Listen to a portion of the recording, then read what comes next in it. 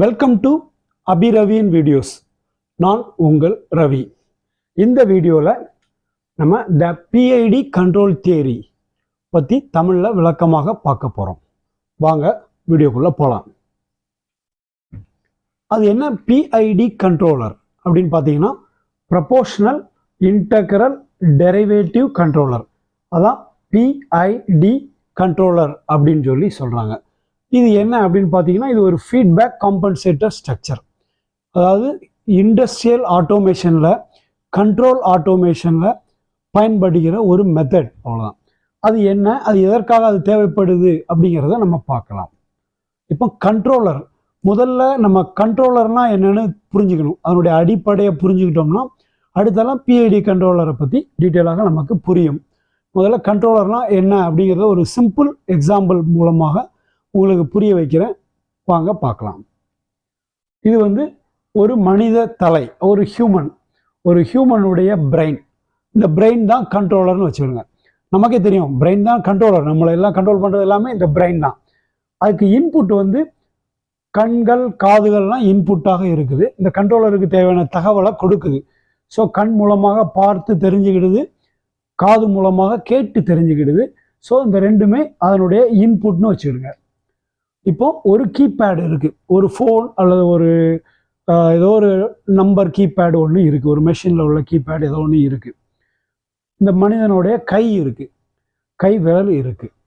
இப்போ ஒரு சவுண்டு, ஒரு ஆடியோ இந்த காது வழியாக இந்த மூளைக்கு கேட்குது. என்ன கேட்குதுன்னா டயல் 7 அப்படின்னு சொல்லுது.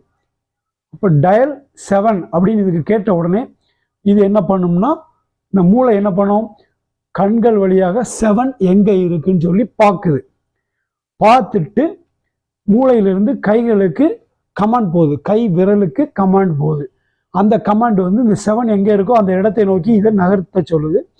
கை விரல் நகர்ந்து போய் அந்த 7 ப்ரெஸ் பண்ணுது. ஸோ இதுதான் ஒரு சைக்கிள் ஆஃப் கண்ட்ரோல். ஸோ ஒரு கண்ட்ரோலர் எப்படி ஒர்க் பண்ணுதுன்னு பார்த்தீங்களா, ஒரு மூளைக்கு முதல்ல சொல்கிறேன் பாருங்கள். இது ஒரு மூளை, அதுக்கு 2 இன்புட் இருக்குது, காது கண் அப்படின்னு 2 இன்புட் இருக்குது.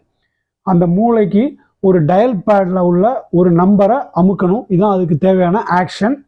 இப்போ அந்த நம்பரை அமுக்கிறதுக்கு அதுக்கு என்ன நம்பர் அப்படின்னு ஒரு இன்புட் சிக்னல் கிடைக்கி அது டயல் 7 அப்படின்னு வருதுன்னு வச்சுக்கோங்க. அது காது வழியாக மூளைக்கு போகுது.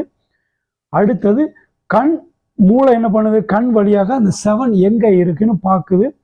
பார்த்துட்டு அதனுக்கு கை விரலுக்கு அந்த இண்டெக்ஸ் ஃபிங்கருக்கு கமாண்ட் கொடுக்கு, நீ போய் அந்த 7 அமுத்து அப்படின்னு சொல்லி கொடுக்குது. ஸோ அந்த இண்டெக்ஸ் ஃபிங்கர் போய் அந்த 7 அமுத்துது. அதையும் இந்த மூளை கண் வழியாக பார்த்து கன்ஃபார்ம் பண்ணிக்கிடுது. இதுதான் ஒரு கண்ட்ரோல் சர்க்கியூட். ஸோ இதில் பார்த்தீங்கன்னா மூளை கண்ட்ரோலர். இந்த டயல் நம்பர் 7ங்கிறது செட் பாயிண்ட், இந்த ஆடியோ சிக்னல். இது என்ன பண்ணுது, எவ்வளோ வேல்யூ 7 அமுக்கவா, 6 அமுக்கவா, 3 அமுக்கவான்னு சிக்னல் கொடுக்கு. So set point value 7. Set பாயிண்டுடைய இன்புட் எங்கே வருது, காது வழியாக மூளைக்கு வருது. சரி, கண் ஒரு சென்சார். ஸோ இந்த டயல் பேடில் உள்ள 7 எங்கே இருக்குன்னு இந்த சென்சார் பார்த்து மூளைக்கு சொல்லுது. மூளை இந்த கண்ட்ரோலர் அவுட்புட் தான் ஒரு கண்ட்ரோலர். இந்த கண்ட்ரோலர் அவுட்புட்டுக்கு மூளை என்ன பண்ணுது, இந்த 7 அமுத்துன்னு சொல்லி சிக்னல் கொடுத்து என்ன டைரக்ஷனில் போகணும், எங்கே போய் கரெக்டாக அமுக்கணுங்கிறத இந்த கண் வழியாக பார்த்துக்கிட்டே இதுக்கு சிக்னல் கொடுக்கு. ஸோ இங்கே இருந்த கை அப்படியே நகண்டு போய் கரெக்டாக அந்த 7 அமுக்குது. ஸோ கண்ட்ரோலர் அவுட்புட் அமுக்கணும்னு இங்கே ஆக்ஷன் நடந்து அந்த 7க்கு உள்ள என்ன ஆக்ஷனோ அந்த ஆக்ஷன் நடக்குது. ஸோ ப்ராசஸ் வேரியபிள் 7, ஏன்னா அந்த 7 தான் அமுக்கியிருக்கு. அந்த வேரியபிள் திருப்பி உள்ள சிக்னல் வந்துருச்சு. ஸோ இது ஒரு மூளை, ஒரு மனித மூளை எப்படி ஒர்க் பண்ணுது அப்படிங்கிற ஒரு விளக்கம். இதுதான் அறிவியல்லையும் நடக்கு.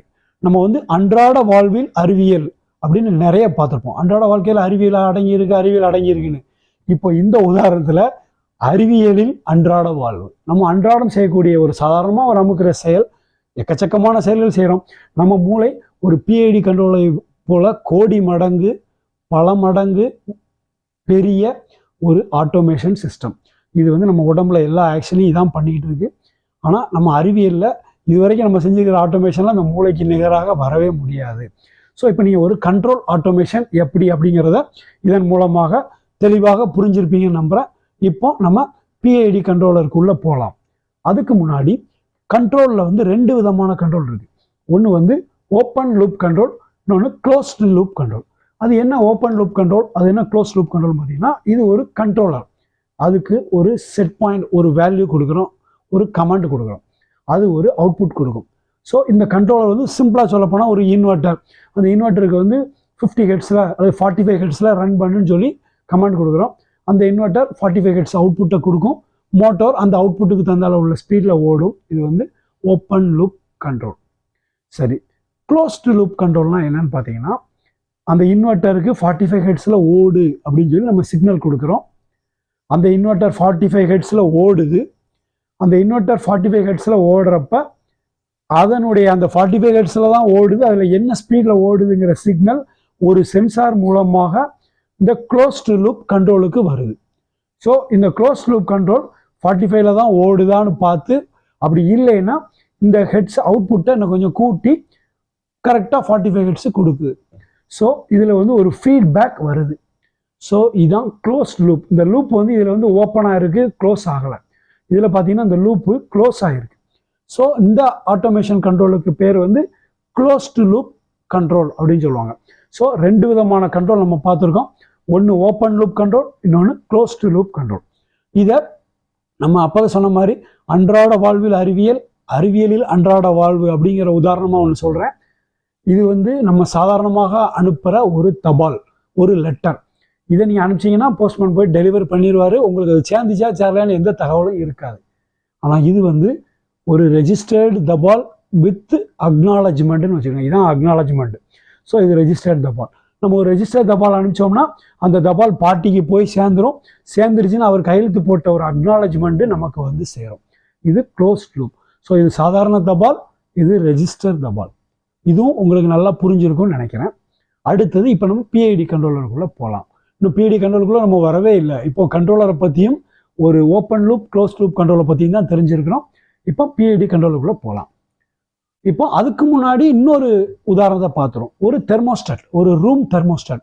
இப்போ யூரோப், அமெரிக்கா போன்ற குளிர் பிரதேசங்களில், அதாவது நம்ம இந்தியாவிலே நார்த் இந்தியாவிலலாம் குளிர் பிரதேசங்களில் ரூம் கண்ட்ரோல் டெம்பரேச்சர் கண்ட்ரோலர் இருக்கும். அதில் வந்து தெர்மோஸ்டாட் இருக்கும். அந்த தெர்மோஸ்டாட் வந்து டெம்பரேச்சர் எவ்வளவு இருக்குன்னு மானிட்டர் பண்ணி அதுக்கு தந்தால பவர் சப்ளை, ஹீட்டருக்குள்ள பவர் சப்ளை ஆன் ஆஃப் பண்ணிக்கிட்டே இருக்கும். ஸோ அந்த ரூம் கண்ட்ரோல் தெர்மோஸ்டாட்டும் ஒரு கண்ட்ரோல் ஆட்டோமேஷன் தான். அது என்ன மாதிரி ஒர்க் பண்ணுது, அது வந்து ஒரு க்ளோஸ்டு லூப் தான். ஏன்னா ரூமில் என்ன டெம்பரேச்சர் இருக்கோ அதுக்கு தகுந்தால உள்ள சிக்னல் அந்த தெர்மோஸ்டாட்டு கிடைக்கும். தெர்மோஸ்டாட் வந்து அந்த அவுட்புட் ரிலேயை ஆன் ஆஃப் பண்ணி ஹீட்டரை ஆன் ஆஃப் பண்ணிக்கிட்டே இருக்கும். அதனால ரூமில் டெம்பரேச்சர் மெயின்டைன் ஆகும். இப்போ அதில் பாருங்கள், நம்ம பவர் ஆன் பண்ண உடனே அந்த ரூமுடைய டெம்பரேச்சர் ஹீட்டர் மூலமாக ரைஸ் ஆகிட்டே இருக்கும். இது வந்து செட் பாயிண்ட்டு. அந்த செட் பாயிண்ட்டுக்கு வந்தவுடனே என்ன ஆகும், இந்த தெர்மோஸ்டாட் வந்து செட் பாயிண்ட்டுக்கு வந்துருச்சு, தெர்மோஸ்டாட்டுடைய set point. So power supply cut பண்ணிடுது, ஆன்லேருந்து கட் பண்ணிடும், ஆஃப் ஆயிரும். ஸோ அப்போ என்ன ஆகும், அது வரைக்கும் டெம்பரேச்சர் ஏறிட்டு இருந்தனால டெம்பரேச்சர் இன்னும் கொஞ்சம் மேலே ஏறி திருப்பி அப்படி இறங்க ஆரம்பிக்கும். இறங்கி செட் பாயிண்ட்டுக்கு கீழே வரும்போது பழையபடிக்கு ஆன் பண்ணும், திருப்பி பழையபடி ஆஃப் பண்ணும், பழையபடி ஆன், பழையபடி ஆஃப், இப்படி மாறி மாறி ஆன் ஆஃப் பண்ணிக்கிட்டே இருக்கும். ஸோ அவுட்புட்டில் என்ன ஆகும், ஆக்சுவல் அவுட்புட் அந்த ப்ராசஸ் வேரியபிள் வந்து அப்படி ஒரு ஃப்ளக்சுவேஷனில் மாறி மாறி வந்துகிட்டே இருக்கும். ஆனால் அந்த செட் பாயிண்ட்டுக்கு மேலேயும் கீழேயும் மாறிக்கிட்டே இருக்கும். செட் பாயிண்டில் இருக்காது. ஏன்னா இந்த கண்ட்ரோலரால் அவ்வளோதான் பண்ண முடியும். ஸோ இது ஒரு கண்ட்ரோலர், க்ளோஸ்டு லூப் கண்ட்ரோலுக்கு ஒரு உதாரணம். ஸோ இந்த மாதிரி இண்டஸ்ட்ரியல் ஆட்டோமேஷனில் ஒரு வீட்டுக்கு, ஒரு ரூமுக்கு பரவாயில்ல 40 டிகிரி அல்லது 35 டிகிரிங்கிறது 36, 34 அப்படி மாறிக்கிட்டு இருந்தால் பெரிய வித்தியாசம் ஒன்றும் ஆயிர போகிறது இல்லை, ஓகே. ஆனால் ஒரு இண்டஸ்ட்ரியல் கண்ட்ரோலில், ஒரு கெமிக்கல் ப்ராசஸில் அல்லது ஒரு ஃபயர் ஃபைட்டிங் கண்ட்ரோலில் உள்ள ஒரு வாட்டர் ப்ரெஷர் மெயின்டைன் பண்ண வேண்டிய இடத்துல, இந்த மாதிரி இடங்கள் எல்லாம் ஒரு ஹீட் ப்ராசஸ், ஒரு கெமிக்கல் ப்ராசஸ் டிபெண்ட்ஸ் அப்பான் ஹீட்டில் இருக்கும். இத்தனை டிகிரி செல்சியஸில் தான் அந்த கெமிக்கல் ரியாக்ஷனே நடக்கும். அந்த செல்சியஸ் ப்ராப்பராக வச்சா தான் ஈவனாக அந்த ப்ராசஸ் நடக்கும். அப்படிங்கிற மாதிரி இடங்களில் இந்த கண்ட்ரோல் பத்தாது. அதுக்கு தான் பிஐடி கண்ட்ரோல் தேவைப்படுகிறது. இப்போ இந்த ஃப்ளக்சுவேஷன்ஸ் ப்ளஸ் ஆர் மைனஸ் 10% வச்சுருங்க, அந்த ஃப்ளக்சுவேஷனே இருக்கக்கூடாது. அது அப்படியே எக்ஸாக்ட் அந்த ரெக்யர்மெண்ட்டில் ஓடிக்கிட்டே இருக்கணும். அதுக்கு நம்ம இப்போ ஒரு பிஐடி கண்ட்ரோல் தேவைப்படுது. பிஐடி கண்ட்ரோலுடைய ஸ்கீமாட்டிக் என்னன்னு பார்த்தோம். நம்ம சொன்ன மாதிரி பிஐடி கண்ட்ரோலுங்கிறது P proportional, I integral, D derivative. So அந்த மூணையும் கம்பைன் பண்ண ஒரு கண்ட்ரோலர் தான் பிஐடி கண்ட்ரோலர். அதில் வந்து பிஐடி ஸ்கீமாட்டிக் ஒரு செட் பாயிண்ட் கொடுக்குறோம். அந்த செட் பாயிண்ட் என்னென்னா நம்ம அப்போதே அந்த ஹியூமன் எக்ஸாம்பிளில் பார்த்தோம். அதில் வந்து அந்த காதுக்கு கொடுக்குற டயல் நம்பர் 7 அப்படிங்கிற செட் பாயிண்ட் கொடுக்குறோம். ப்ராசஸ் வேரியபிள் கண்ணுக்கு அந்த 7 எங்கே இருக்குது, இன்னும் எவ்வளோ தூரம் அந்த கை, இந்த ஃபைனல் கண்ட்ரோல் எலிமெண்ட் தான் கை விரல், இதுதான் மூளை அப்படின்னு வச்சுருங்க. ஸோ நம்ம 7 டயல் நம்பர் 7 அதுக்கு கொடுக்குறோம். இந்த ப்ராசஸ் வேரியபிள் மூளை என்ன பண்ணுது, இந்த கண்ட்ரோல் எலிமெண்ட் எங்கே இருக்குது, நமக்கு 7 எங்கே இருக்குது அப்படின்னு இந்த ப்ராசஸர் எங்கே இருக்குதுன்னு இந்த இது வழியாக தெரிஞ்சுக்கிடுது. அதன் மூலமாக கையை வந்து எவ்வளோ தூரம் மூவ் ஆகணும், எங்கே போய் அந்த 7 அமுக்கணும் அப்படிங்கிறதுக்கான சிக்னல் இங்கே கொடுக்குது. இந்த மூளை வந்து கொடுத்து இந்த அவுட்புட்டு கொடுக்குது. இதுதான் கை விரல். இந்த கை விரல் கரெக்டாக போய் அந்த 7 போய் அமுக்குது. 7 அமுக்கியாச்சு அப்படிங்கிற சிக்னல் கூட சென்சார் டிரான்ஸ்மிட்டர் வழியாக ஃபீட்பேக்காக இதுக்கு கிடைக்குது. எரர் 0 ஆயிரும். ஸோ இந்த செட் பாயிண்ட்டுக்கும் இந்த ப்ராசஸ் வேரியபிளுக்கும் எரர் இருக்கிற வரைக்கும் இந்த மூளை ஒர்க் பண்ணிகிட்டே இருக்கும், கையை ஆக்டிவேட் பண்ணிகிட்டே இருக்கும். கரெக்டான இடத்துல போய் அதை அமுக்கிற வரைக்கும் இந்த டயல் 7ங்கிற சிக்னல் முடியாது, அது வரைக்கும் கொடுத்துட்ருக்கும். இது வந்து ஒரு சின்ன சைக்கிள் சொன்னேன். ஆனால் இது ஒரு கண்டினியூஸ் ப்ராசஸாக நீங்கள் இமேஜின் பண்ணிவிடுங்க. ஒரு டெம்பரேச்சர் கண்ட்ரோல், ஒரு வாட்டர் ப்ரெஷர் கண்ட்ரோல், ஒரு ஆட்டோமேஷனில் ஒரு மோஷன் கண்ட்ரோல், இதிலெல்லாம் இது ஒரு கண்டினியூஸ் ப்ராசஸாக இமேஜின் பண்ணிக்கிடுங்க. அதில் வந்து 3 விதமாக ஆக்ஷன் எடுக்கு. ஒன்று வந்து proportional action, integral action, derivative action. So அந்த செட் பாயிண்ட்டுக்கும் ப்ராசஸ் வேரியபிளுக்கும் நடுவில் உள்ள ஒரு டிஃப்ரென்ஸ் தான் எரர். அந்த எரரை முதல்ல இந்த கண்ட்ரோலர் கால்குலேட் பண்ணிடும். அதுக்கு தகுந்தாப்புல இந்த கண்ட்ரோலர் அவுட்புட்டை கொடுக்கும். இப்போ நம்ம ப்ரப்போர்ஷனல் ஆக்ஷனில் என்ன நடக்குன்னு பார்ப்போம். இது வந்து ஒரு எரர். இந்த இடத்துல 2 கடையில் ஒரு வேரியபிள் எரர் இருக்குது, வேரியேஷன் இருக்குது. இந்த வேரியேஷன் இருக்கிறப்ப அதுக்கு ப்ரப்போர்ஷனலாக இந்த ப்ரப்போர்ஷனல் கெயின் அதில் நம்ம செட் பண்ணியிருப்போம். அதுக்கு தகுந்தாப்புல அவுட்புட்டும் அதுக்கு ஈக்குவலாக அதே மாதிரி ஆக்ஷன் தான். பட் இதனுடைய வேல்யூ வேறு மாதிரி இருக்கும், இதனுடைய வேல்யூ வேறு மாதிரி இருக்கும். ஆனால் இது வந்து 2க்குள்ள டிஃப்ரென்ஸாக இருக்கும். இது வந்து அவுட்புட்டுக்கு ஃப்ரீக்வன்சி சிக்னலாக இருக்கலாம். ஆனால் இதுதான் சேம் கைண்ட் ஆஃப் கிராஃப் தான் அது ஒர்க் பண்ணும். இது வந்து ப்ரப்போர்ஷனல். இந்த ப்ரப்போர்ஷனலில் என்ன நடக்குது ப்ரப்போர்ஷனல் ஆக்ஷன்லன்னு பார்த்தீங்கன்னா, இதனுடைய வெறும் ப்ரப்போர்ஷனல் மட்டும் நம்ம வச்சுருந்தோம்னா கண்ட்ரோலர் ஆன் ஆகி போயிட்டே இருக்கும். இவ்வளோ டிஃப்ரென்ஸ் வேணும்னு சொல்லி அதை தாண்டிடும், ஓவர் ஷூட் ஆகி மேலேங்கிலையும் அட்ஜஸ்ட் ஆகி போகுமோ தவிர செட் பாயிண்ட்டுக்கு க்ளோஸாக இருக்குமோ தவிர செட் பாயிண்ட்டுக்கு வரவே வராது. ஏன்னா அது செட் பாயிண்ட்டை க்ளோஸ் ஆக அந்த ப்ரப்போர்ஷனுடைய சிக்னல் அளவு குறைஞ்சிக்கிட்டே வந்துடும். ஸோ செட் பாயிண்டில் ரீச்சே ஆகாது, பக்கமாக போயிட்டுருக்கும். இதை வந்து ஸ்டெடி ஸ்டேட் எரர்னு சொல்லுவாங்க. இது ஒரு சின்ன ஆஃப்செட், ரெண்டுக்கும் ஒரு வித்தியாசம் இருக்கும். இது வந்து ப்ரப்போர்ஷனல் ஆக்ஷன் கர்வ். அடுத்தது நம்ம இன்டெக்ரல் ஆக்ஷன் என்ன அப்படின்னு பார்ப்போம். இன்டெக்ரல் ஆக்ஷனில் நம்ம எரர் இன்டெக்ரேஷனாலே உங்களுக்கு தெரியும், ஒரு கர்வுக்கு கீழே உள்ள ஏரியா எவ்வளவுன்னு கண்டுபிடிக்கிறது தான் இன்டெக்ரல். ஸோ இதில் பாருங்க, இந்த எரர் கர்வில் இருக்கிற ஏரியா எவ்வளவுன்னு அதை கால்குலேட் பண்ணிட்டே இருக்கும். நம்ம இன்டெக்ரல் டைம் கொடுத்துருப்போம், இன்டெக்ரல் கெயின் கொடுத்துருப்போம். அந்த செட்டிங்கெல்லாம் பேஸ் பண்ணி இது வந்து மேக்னிடியூட் ஆஃப் எரர், 0லேருந்து எவ்வளவு மேக்னிடியூடில் அந்த எரர் வித்தியாசம் இருக்குது, எவ்வளவு நேரத்துக்கு அந்த எரர் இருக்குது அப்படின்னு நம்ம கொடுத்த டைமிங்கை பேஸ் பண்ணி இது கண்டுபிடிச்சி அவுட்புட்டை கொடுக்கும். ரொம்ப நேரம் எரர் இருந்தாலோ அல்லது ரொம்ப பெரிய மேக்னிடியூடில் அந்த எரர் இருந்தாலோ இந்த இன்டெக்ரல் ஆக்ஷனுடைய அவுட்புட் வேல்யூ அதிகமாக இருக்கும். ஸோ இந்த இன்டெக்ரலும் ப்ரப்போர்ஷனலும் கலந்த கர்வ் எப்படி இருக்குன்னு பாருங்கள். இது போய் இதில் வந்து அந்த ஓவர் ஷூட் இருக்க தான் செய்யும். திருப்பி கண்ட்ரோல் ட்ரை பண்ணி கரெக்டாக அந்த செட் பாயிண்ட்டுக்கு கண்ட்ரோலரை கொண்டாந்துடும். ஆனால் ஓவர் ஷூட் இருக்கத்தான் செய்யும். இது வந்து P அண்ட் I டுகெதர் வரக்கூடிய அவுட்புட் கர்வ். ஸோ இந்த ஓவர் ஷூட்டையும் நம்ம கண்ட்ரோல் பண்ணணும். ஏன்னா ஓவர் ஷூட்டுமே நாட் டிசைரபிள். அப்படிங்கிறப்ப ஆட்டோமேஷனில், அதுவும் பர்ஃபெக்டாக பண்ணக்கூடிய இண்டஸ்ட்ரியல் ஆட்டோமேஷனில் overshoot is not desirable. Proportional and integral action கர்வுடைய கம்பைன்டு பார்த்தீங்கன்னா இந்த ப்ரப்போர்ஷனலுடைய ஓவர் ஷூட் இருக்கும். ஆனால் ப்ரப்போர்ஷனலுடைய எண்டில் என்ன ஆச்சு, ஒரு ஸ்டெடி ஸ்டேட் எரர் இருந்துச்சு. அந்த எரரை அந்த இன்டெக்ரல் ரெடியூஸ் பண்ணிடும். ஸோ எக்ஸாக்டாக ரீச் ஆயிரும். ஆனால் ஒரு குறிப்பிட்ட டயத்துக்கு அப்புறம் ரீச் ஆகும். ஓவர் ஷூட் ஆகிருக்கும். ஓவர் ஷூட்டும் அன்டிசைரபிள் ஃபார் ஒரு இண்டஸ்ட்ரியல் ப்ராசஸில் அன்டிசைரபிள். ஸோ இப்போ அதையும் சால்வ் பண்ணணும். அப்போ இந்த ஓவர் ஷூட்டை குறைக்கிறதுக்கு ஒரு டேம்பர் கண்ட்ரோல் தேவைப்படுது. டேம்பர்னால் என்னென்னு உங்களுக்கு தெரியும். ஒரு மெஷரிங் இன்ஸ்ட்ருமெண்ட்ஸ்லாம் ஒரு நீடில் ஒரு வோல்டேஜ், ஒரு சப்ளை, ஒரு கரண்ட் அதில் கொடுத்த உடனே அந்த நீடில் அப்படியே ரைஸ் ஆகி கரெக்டாக அந்த பாயிண்டில் போய் நிற்கும். அந்த பாயிண்டை தாண்டி ஓவர் ஷூட் ஆகாது. ஓவர் ஷூட் ஆகி அப்படியே வேரி ஆகி நின்றுச்சுன்னா பார்க்குறதுக்கு நல்லா இருக்காது. அப்போ பார்க்குறதுக்கு கிளியராக இருக்கா நினச்சோம் 0லேருந்து மேலே ஏறி 230 ஓட்டுனா 230 கரெக்டாக பக்கம் வந்தோடனே ஸ்லோவாகி 230 போய் நின்றும். அதுதான் ஓவர் ஷூட் கண்ட்ரோல். அதுக்கு ஒரு டேம்பர் உள்ளே வச்சுருப்பாங்க, ஒரு டேம்பிங் சிலிண்டர் உள்ளே வச்சுருப்பாங்க அந்த மெஷரிங் இன்ஸ்ட்ருமெண்ட்ஸ் எல்லாம். அதே மாதிரி நமக்கும் இந்த சிக்னலுக்கு ஒரு டேம்பிங் தேவைப்படுது. அந்த டேம்பர் தான் டெரிவேட்டிவ் ஆக்ஷன். அந்த டெரிவேட்டிவ் ஆக்ஷன் என்ன பண்ணுதுன்னா, அந்த கர்வ் நம்ம ஒரு ஒரு எரர் கண்டுபிடிச்சாச்சு, அந்த 2 வேரியபிளை வச்சு அந்த எரர்லேருந்து ஒரு எரருடைய எரரை வச்சு இங்கே அவுட்புட் கொடுத்துருச்சு. அவுட்புட் வந்து ரைஸ் ஆகுது. அப்போ ஒரு கர்வ் ஃபார்ம் ஆகிருக்கு. இந்த கண்ட்ரோலர் வந்து அந்த எரருக்கு தந்தாலும் அவுட்புட் கொடுத்துருச்சு. அந்த அவுட்புட்டில் இந்த எரர் வந்து அப்படி குறையுது, அப்படி ரைஸ் ஆகுது. ரைஸ் டெம்பரேச்சரோ அல்லது ஏதோ ரெக்யர்மெண்ட் வந்து ரைஸ் ஆகுது. அதனுடைய ஸ்லோப் இருக்குல்ல, அந்த கர்வுடைய ஸ்லோப்பை மெஷர் பண்ணும் இந்த டெரிவேட்டிவ் ஆக்ஷன். அதில் உள்ள ரேட் ஆஃப் சேஞ்சுக்கு தகுந்த மாதிரி அவுட்புட்டை மாற்றும். ரேட் ஆஃப் சேஞ்ச் ரொம்ப அதிகமாக இருந்தால் அவுட்புட் வேல்யூவை குறைக்கும், ரேட் ஆஃப் சேஞ்ச் குறைவாக இருந்தால் அவுட்புட்டை கூட்டும். இப்படி இது பண்ணும். இந்த டேம்பர் இது வந்து டேம்பிங் ஆக்ஷன்.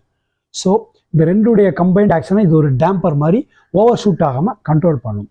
கண்ட்ரோல் பண்ணுறதன் மூலமாக நமக்கு இங்கே பாருங்கள், இது வந்து ரேட் ஆஃப் சேஞ்ச் குறைவாக இருக்கிற இடத்துல அவுட்புட் குறைவாகவும், ரேட் ஆஃப் சேஞ்ச் அதிகமாக இருக்கிற இடத்துல ரேட் ஆஃப் சேஞ்ச் வந்து கர்வுடைய ஸ்லோப் அதிகமாக இருக்கிற இடத்துல அவுட்புட் அதிகமாகவும் இருக்கிறது. ஸோ இந்த 3உடைய கம்பைன்டு கர்வ் இந்த மாதிரி தான் இருக்கும். 3உடைய வேல்யூக்குள்ள கர்வ் பாருங்கள், ரிசல்ட் இப்படி தான் இருக்கும். ஸோ ஒவ்வொரு பர்டிகுலர் இன்ஸ்டன்ட்லையும் இந்த 3உடைய ஆவரேஜை பார்த்தீங்கன்னா இதுக்குள்ளே வந்திருக்கும். இதை ஒட்டி வந்து இப்படி போகிற மாதிரி இருக்கும். ஆனால் இந்த இடத்துல பாருங்கள், இது வந்து ஒரு டெரிவேட்டிவோடைய கர்வ் வந்து மேலே போயிட்டு தான் வருது. ஸோ அந்த டெரிவேட்டிவோட கர்வ் மேலே போயிட்டு வரதுனால இந்த இடத்துலையும் ஒரு வேல்யூ வந்து ஓவர் ஷூட் ஆகி தான் இதுக்கு வரும். ஸோ நமக்கு அப்படி இருக்கக்கூடாது. அதுக்கு தான் என்ன தேவைப்படுதுன்னா, இந்த பிஐடி கண்ட்ரோலருக்கும் ஒரு டியூனிங் தேவைப்படுகிறது. சும்மா ஜஸ்ட் நம்ம செட் பண்ணால் மட்டும் போதும், அது டியூன் பண்ண வேண்டியிருக்கும். ஒரு ரேடியோவை எப்படி டியூன் பண்ணுறோமோ, ஒரு டிவியை எப்படி நம்ம டியூன் பண்ணுறோமோ, அதே மாதிரி இந்த கண்ட்ரோலரை செட் பண்ணிவிட்டு ஒவ்வொரு ப்ராசஸுக்கும் தகுந்த மாதிரி அது மாறும். இந்த மெத்தட் எல்லாமே எல்லா ப்ராசஸுக்கும் சேம் தான். ஆனால் அந்த டியூனிங் எவ்வளோ பண்ணணும், எவ்வளோ கெயின் வைக்கணும், எவ்வளோ டைம் அந்த சாம்பிளிங் டைம் வைக்கணும் அப்படிங்கிறதெல்லாம் மாறும். அதை செய்வதற்கு கண்ட்ரோலர் டியூனிங் தேவைப்படுகிறது. அது வந்து ப்ராக்டிக்கலாக பார்த்து பண்ணலாம். இப்போ லேட்டஸ்ட் கண்ட்ரோலர்ஸில் ஆட்டோமேட்டிக் டியூனிங்கும் இருக்கிறது. ஸோ அந்த டியூனிங் பண்ண உடனே உள்ள கர்வ் எப்படி இருக்குன்னு பாருங்கள்.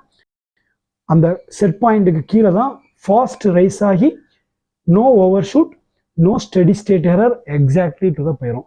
இது வந்து இங்கேருந்து எவ்வளோ குயிக்காக அதுக்கு போகுதோ அவ்வளோக்கு அவ்வளவு நம்ம ஆட்டோமேஷனுடைய ரெக்குயர்மெண்ட் வந்து ஃபுல்ஃபில் ஆகிருக்கு அப்படின்னு சொல்லி அர்த்தம். இதுதான் ஒரு பிஐடி கண்ட்ரோலருடைய பெர்ஃபெக்ட் கர்வ். அது வந்து என்ன ஆகும், இங்கே ஒரு செட் பாயிண்ட் வச்சுன்னா அந்த செட் பாயிண்ட்டை நோக்கி போகும். செட் பாயிண்ட் பக்கம் வந்தோடனே அப்படியே அந்த ரேட் ஆஃப் சேஞ்ச் ஆஃப் குறைஞ்சி டைம் எலாப்ஸ் ஆகிட்டே இருக்கும். ஆட்டோமேட்டிக்காக close to the set point போய் அப்படியே அந்த செட் பாயிண்டில் மெயின்டைன் ஆகும். இதுதான் ஒரு பிஐடி கண்ட்ரோலர் ஒர்க் பண்ணுற மெத்தட். ஸோ ஒரு டியூன்டு கண்ட்ரோலருடைய ஃபைனல் அவுட்புட் எப்படி இருக்குன்னா, no overshoot, fast rise time, no steady state error. 2 கடையில் டிஃப்ரென்ஸ்லே இருக்காது. இதெல்லாம் கலந்து இருக்கிறது தான் ஒரு பிஐடி கண்ட்ரோலர். இதனுடைய டியூனிங் ஒரு பெரிய சப்ஜெக்ட். அடுத்த சப்ஜெக்ட் அதை வந்து நம்ம என்ன செய்வோம், ஹவு டு டியூன் பிஐடி கண்ட்ரோலர்னு நம்ம அடுத்த வீடியோவில் அதை பற்றி விரிவாக பார்க்கலாம். இதுவரைக்கும் இந்த வீடியோவில் பிஐடி கண்ட்ரோலருடைய தியரி தமிழில் நம்ம விளக்கமாக பார்த்தோம்.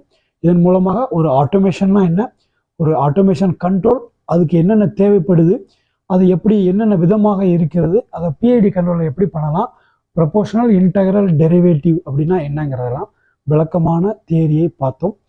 இந்த வீடியோ உங்களுக்கு பிடிச்சிருக்குன்னு நம்புகிறோம்.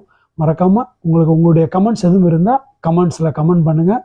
எங்கள் சேனல் இது வரைக்கும் நீங்கள் சப்ஸ்கிரைப் பண்ணலைன்னா சப்ஸ்கிரைப் பண்ணிக்கிடுங்க. தேங்க்யூ ஃபார் வாட்சிங் அபி ரவியின் வீடியோஸ். Thank you very much.